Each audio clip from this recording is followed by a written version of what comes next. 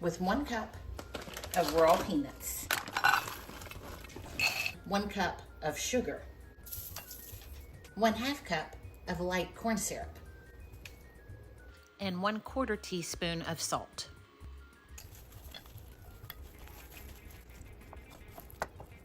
We're gonna pop this in the microwave for 3 minutes.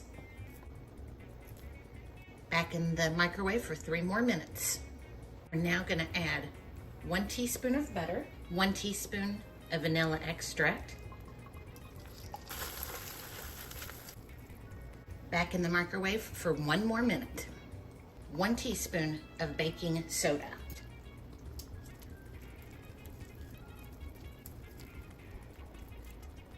And now we're just going to spread it out, and we will leave this to cool completely.